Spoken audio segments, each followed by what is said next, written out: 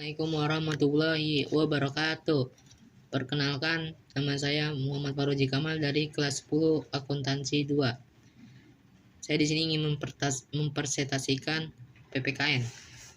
Hakikat bangsa dan negara. Bangsa adalah sekelompok orang tinggal bersama.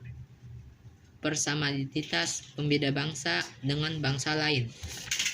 Faktor-faktor pembentukan bangsa: persamaan asal keturunan etnis, persamaan kebudayaan, persamaan tempat tinggal, persamaan sejarah, dan persamaan cita-cita.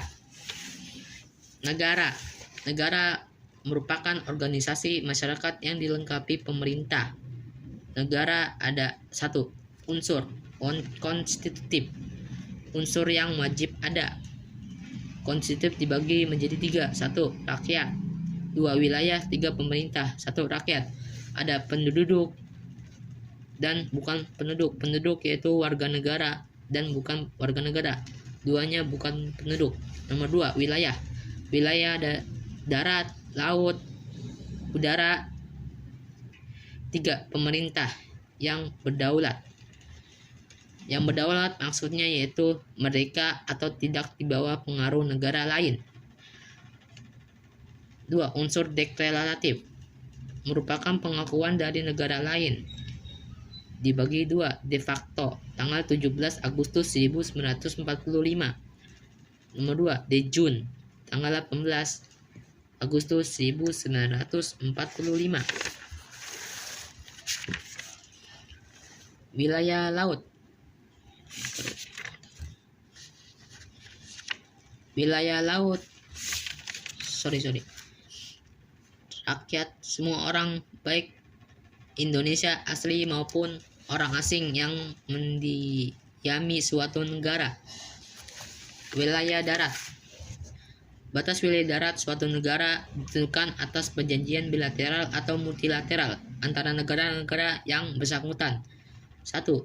Batas alami. 2. Batas buatan. 3. Batas geografis. 1. Batas alami, batas yang terjadi secara alami, contoh sungai, gunung, lembah, dan lain-lain.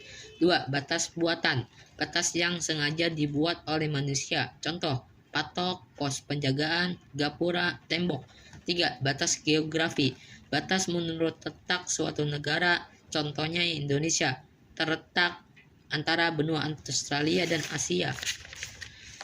Wilayah laut. Wilayah laut suatu negara adalah semua perairan lautan, danau, dan sungai yang berada dalam batas-batas negara tersebut. 1. Laut teritorial lebih 200 mil. 2. Zona ekonomi eksklusif lebih 200 mil. 3. Landas kontinen lebih 200 meter ke dasar laut teritorial. 4. Laut besar bebas. Laut bebas lebih 200 mil. ZEE. 1. Laut teritorial, jalur lalu lintas menghubungkan antara satu pulau dengan pulau lain. 2. Sumber daya alam hayati, hewan laut dan tumbuhan laut. Sumber daya alam non hayati, sumber minyak bumi, gas alam. Zona ekonomi eksklusif ZEE, negara berhak memanfaatkan sumber daya pada zona itu. Zona ekonomi eksklusif ZEE merupakan batas wilayah suatu negara dengan wilayah perairan negara lain. 3. Landas kontinen, negara berhak memanfaatkan, mengolah, dan melakukan konservasi sumber daya alam, berhak melakukan penelitian, perlindungan, dan pelestarian laut, mengizinkan pelayaran internasional, memasang sarana prasarana perhubungan laut.